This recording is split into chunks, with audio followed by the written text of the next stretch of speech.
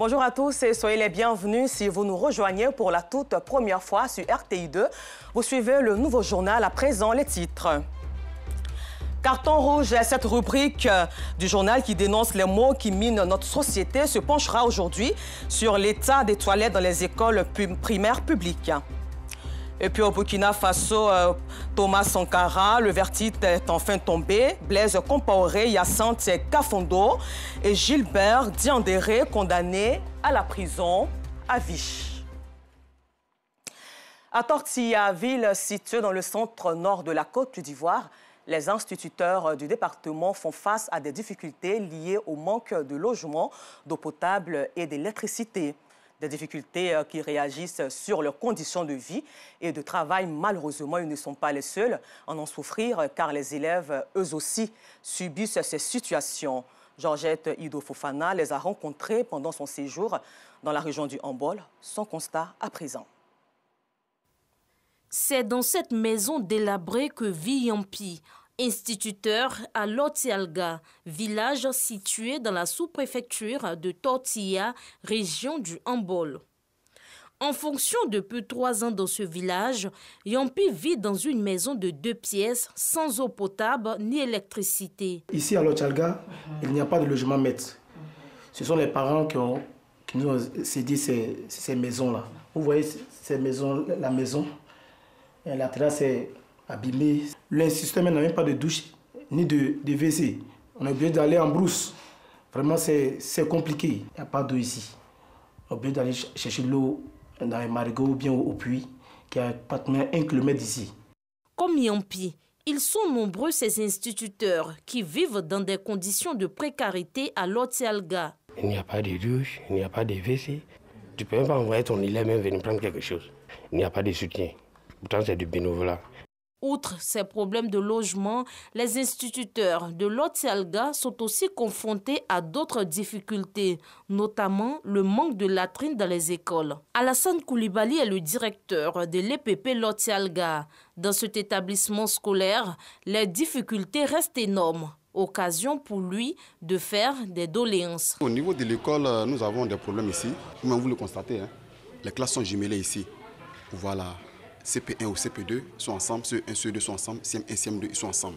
Parce qu'ici, nous avons manque de classes, manque de salles de classe. On a plusieurs difficultés, surtout le problème d'eau. Il n'y a pas d'eau potable ici. Nous demandons aux autorités, aux ONG, s'ils peuvent nous aider à venir construire des toilettes ici pour le village de Lotialga. Nous sollicitons toujours le conseil régional. S'ils peuvent nous aider à construire des logements des enseignants ici pour nous. Parce que nous n'avions pas de logement des enseignants. Sincèrement, ça nous fatigue. À Tortilla commune, le constat est le même. Les instituteurs vivent le même cauchemar. Quand l'enseigne est plus petit que 54.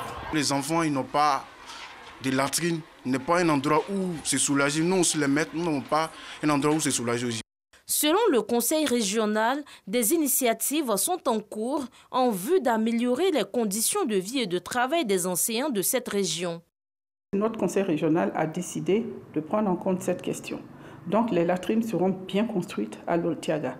Je comprends bien la détresse des instituteurs de Lotialga qui n'ont pas de logement et qui sont mal logés. Dans nos localités, ce sont les populations elles-mêmes qui ont construit la plupart des logements de maîtres. Les populations avec l'appui de leurs cadres. Mais le conseil régional a pris en charge la construction de quelques logements. Malgré les difficultés, les instituteurs de la sous-préfecture de Lotialga et ceux du département de Tortilla restent dévoués et déterminés à offrir un meilleur résultat aux différentes évaluations de fin d'année. Avant de poursuivre ce journal, sachez que la saison des pluies étant une période favorable à la multiplication des moustiques, l'on enregistre une recrudescence des maladies transmises par ces insectes. Parmi ces affections figurent la dengue, le paludisme et la fièvre jaune. Ça fait l'actualité. On parle ce mercredi à 16h sur RTI 1 avec le professeur Joseph Beignet, Bivro, directeur général de l'Institut national d'hygiène publique, INHP. Et le thème période favorable aux maladies transmises par les moustiques. Comment se fait la prévention? Et cette émission sera présentée par Victorien Angoin. Au chapitre culture, il s'est tenu le samedi 2 avril dans les locaux des Jardins du Rail, la première édition de la Nuit du Saphir. Au programme Contes et légendes de chez nous, initié par le club Saphir Toastmaster, visant à promouvoir nos cultures et traditions.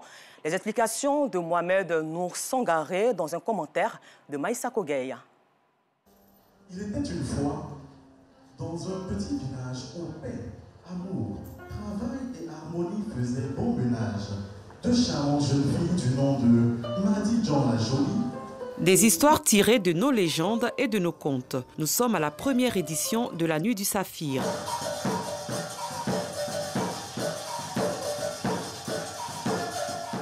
Une initiative de Saphir Toastmasters qui a pour but de promouvoir nos cultures et nos traditions. Et j'ai constaté que malheureusement, ces contes et légendes sont plutôt en voie de disparition. Nos enfants connaissent Harry Potter, nos enfants connaissent Alice au pays des merveilles, mais nos enfants ne connaissent pas Kakoua Nazé. Alors, comment faire pour que nous-mêmes qui sommes grands, nous connaissions davantage notre histoire pour pouvoir la redonner à nos enfants? Conquis, le public n'a pas caché sa joie. Il faut désormais promouvoir de plus en plus ces genres d'initiatives pour le retour aux valeurs. Parce que de plus en plus, on se plaint de ce que nos sociétés sont bancales, mais c'est juste parce que nous sommes en train de perdre nos valeurs. La solution à côté, c'est de renforcer la culture des valeurs, c'est d'enseigner les valeurs, d'inculquer les valeurs pour nos générations actuelles, pour les générations à venir et pour les générations qui vont bâtir la Côte d'Ivoire.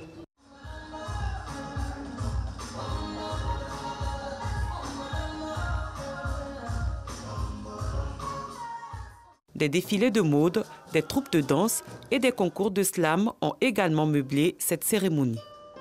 Pendant la commémoration. En sport à présent, après 2 ans de remue-ménage, les membres actifs de la Fédération ivoirienne de football, FIF, ont adopté en Assemblée générale extraordinaire ce mardi 5 avril l'article 47 qui relevait assez de litiges. À cet effet donc, chaque candidat à la présidence de la FIF devra obligatoirement obtenir 4 parrainages sans aucune catégorisation. Le récit de Patrick Dadier de RTI Sport. Le chrono est désormais en marche pour élire le président de la Fédération ivoirienne de football le 23 avril 2022 à Yamoussoukro. Cette décision a été prise à l'unanimité par les membres actifs du football ivoirien, comme voulu par la FIFA, ce mardi 5 avril au plateau, lors de l'Assemblée générale extraordinaire de la dite institution. 4 parrainages sans catégorisation. On pense que maintenant, il n'y a plus de blocage, puisque l'esprit de la FIFA a été respecté. Donc nous pensons que le 23, on va aller aux élections pour que le football ivoirien puisse se retrouver. Nous ne pouvons pas toujours rester là pour des tests. Je pense que nous allons décider une dernière fois pour que les clubs puissent être libérés une fois pour de bon.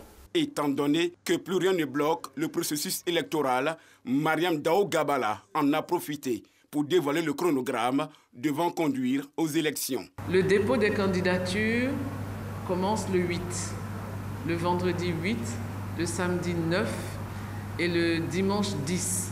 Le 15, vendredi 15, la commission électorale va notifier et publier ses décisions. La campagne électorale va commencer le 16 et l'Assemblée générale est prévue pour se tenir le 23 avril à Yamoussoukro. Au cours de cette rencontre, l'actuelle locatrice de la Maison de Verre a tenu à faire des précisions sur certains points brûlants. Dès que nous avons dit que nous allons faire un audit, les passions se sont déchaînées. Mais l'audit, c'est un acte normal. Quand nous allons partir, ceux qui viennent, ils doivent faire un audit. À cette Assemblée générale extraordinaire, la FIFA et la CAF étaient représentés respectivement par messieurs Diomandé Api et Jean-Jacques Dienné. Avec ce boulevard désormais ouvert, le nouveau patron de la FIF devrait être connu au soir du 23 avril 2022. Dans l'espoir que cette élection se déroule bien pour le bonheur des férus de sport en Côte d'Ivoire avec Salif Ouattara, voyons actuellement en image la visite du président de la Confédération africaine de football CAF, Patrice Motsepe, qui a visité les locaux et infrastructures qui devront abriter la 34e édition de la Coupe d'Afrique des Nations Côte d'Ivoire 2023.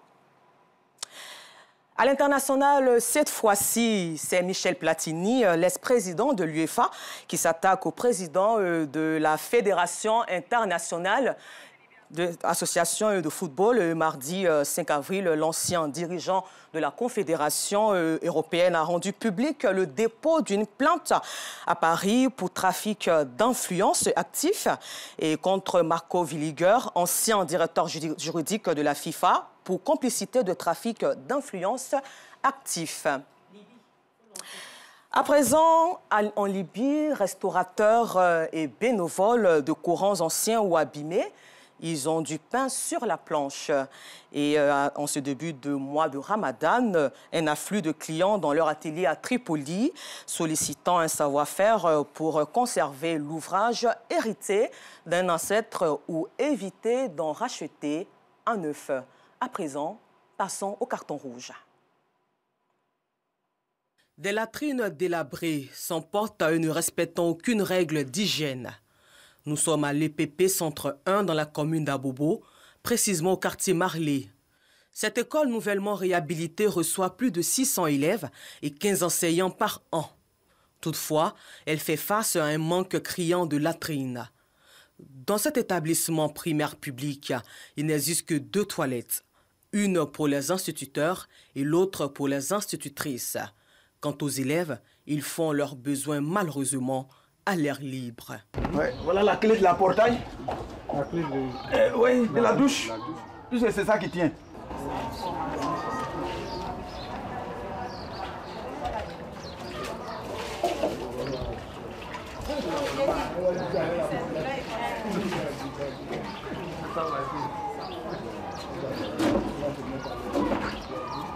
Une situation qui inquiète les responsables de cette école.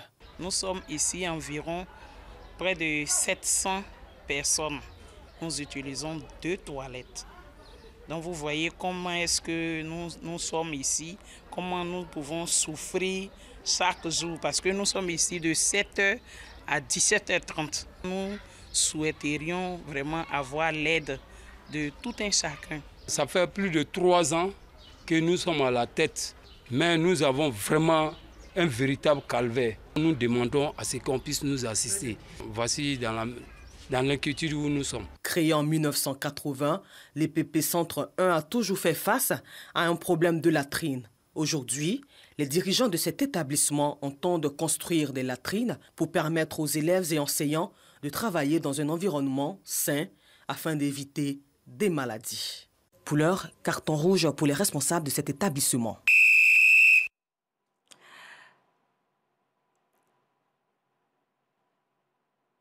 Encore désolé pour ce désagrément, c'était plutôt le carton rouge de Assiton Diarra, commenté par Afisiata Karamoko Dosso. Et puis nous terminons ce journal, comme nous l'avions dit en titre, au Burkina Faso, procès Thomas Sankara. Après plusieurs mois d'attente, le verdict est enfin tombé ce jour et c'est Blaise Compaoré, Hyacinthe Kafondo et Gilbert Diandéré qui sont condamnés à la prison à vie. Voilà, c'est tout pour aujourd'hui. Encore merci à vous et bonne suite de programme sur RTI2.